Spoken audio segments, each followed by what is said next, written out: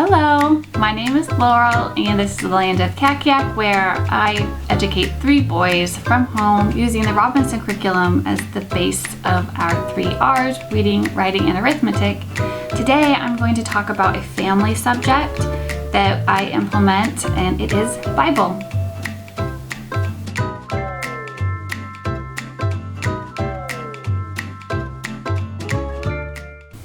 Okay, so we are a Protestant Christian family, and what we went through last year for Bible was the Action Bible.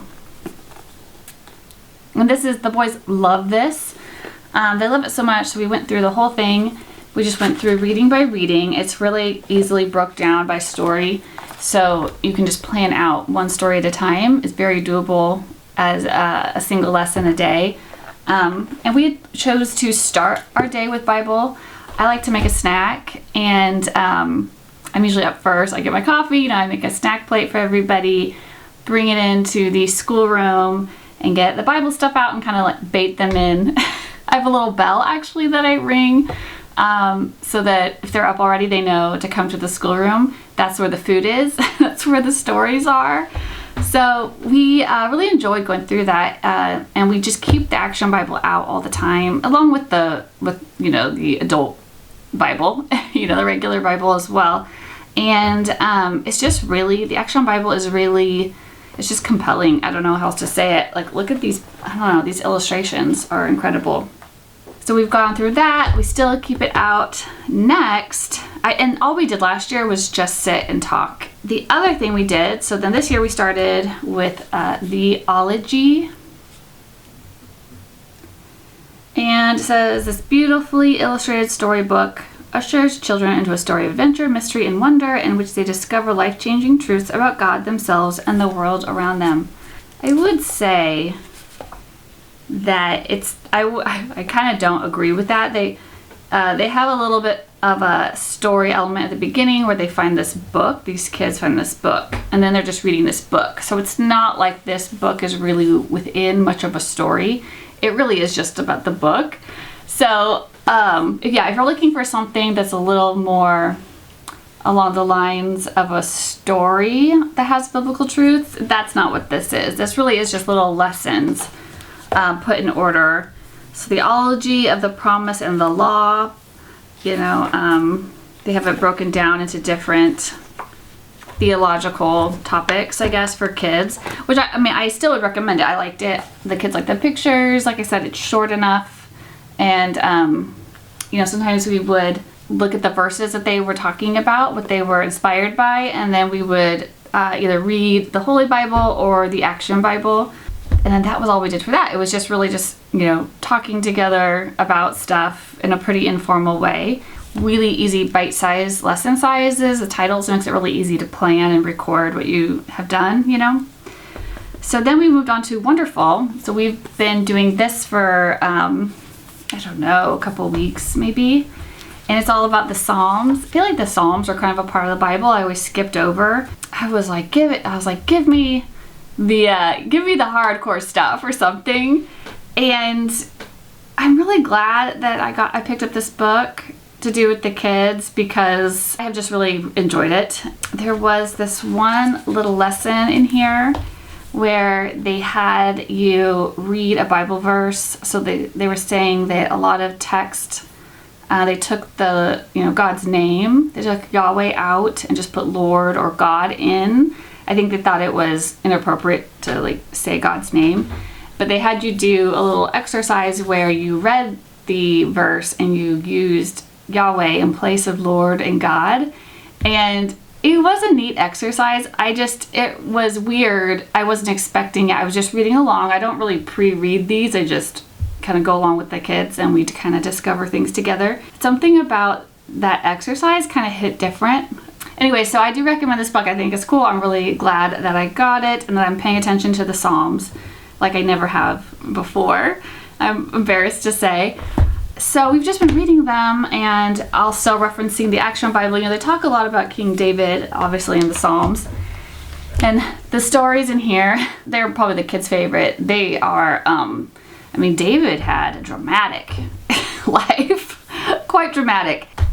they are, and I mean, they're not bored. Super interesting. Like, they're really into it. And then my littlest, you know, he's 4 now, so it's really, you know, I do make him come into the schoolroom, and I give him his little, you know, first Bible and let him look through it and let him listen. But I don't really make him, obviously I'm not trying to like get too deep with the 4-year-old, you know, he's not really gonna get it. So I did want to do something a little different as we moved forward in the Psalms. They're just so beautiful and inspiring. You can see why they would inspire artworks, like besides themselves. I mean, they are musical. I found on Amazon, I wanted some like notebooks, and I wanted just something beautiful and that would be attractive and like the kids would want to pick up and work in it. Because what we've been doing with these ones is I've just had these like really cheap little small spiral notebooks from the Dollar Tree, and so after we do reading, I've just been setting a timer for 10 minutes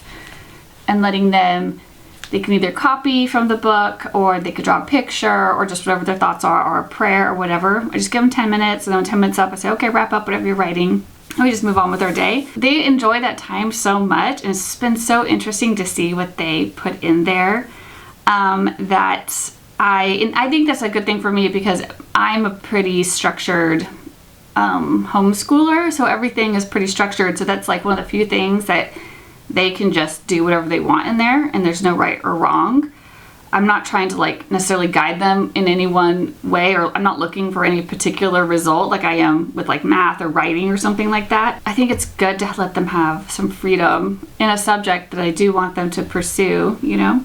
Anyway, so back to these beautiful notebooks I found on Amazon, and it was surprisingly hard.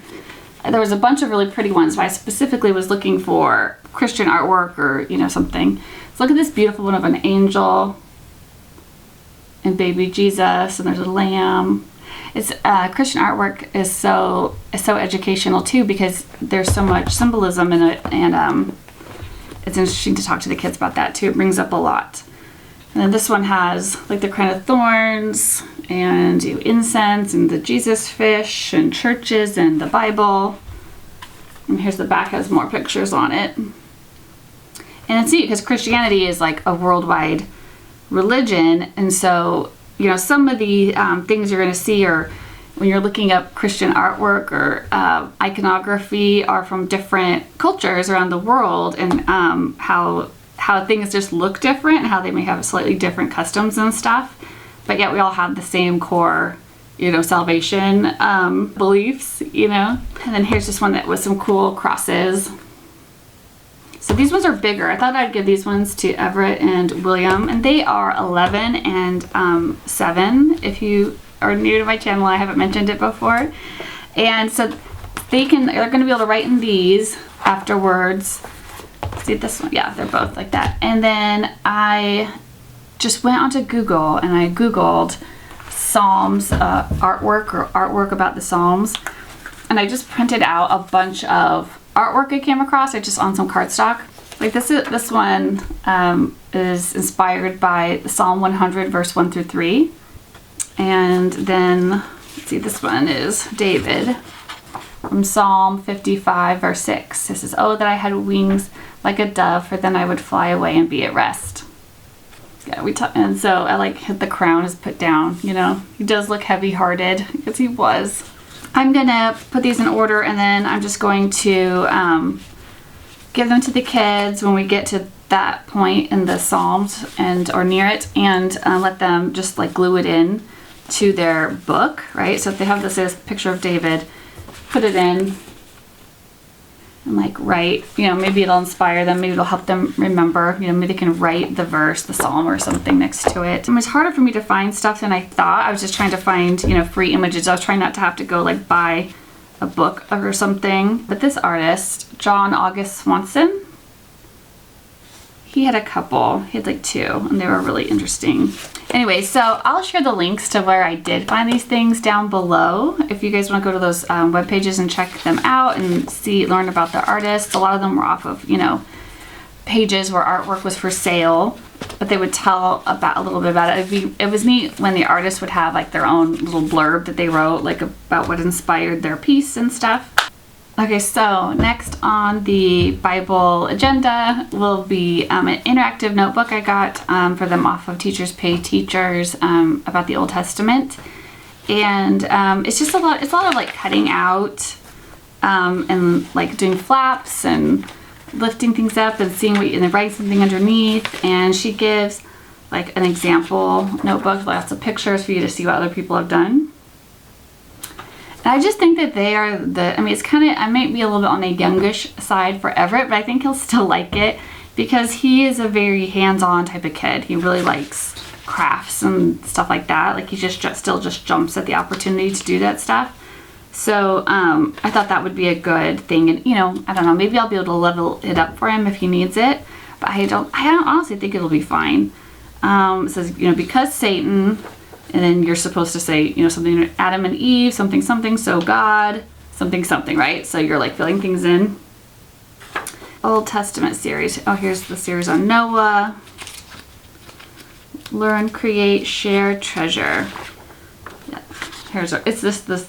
That's just the cover page. But the lady who made these is called Amy's Smart Designs. And there was a bunch of stuff on there, like a bunch of Christian related stuff for kids. So I'll probably use the Action Bible again with this and also just the regular Bible and see what we come up with. I'll let you know how it goes. Okay, well that is my first family subject.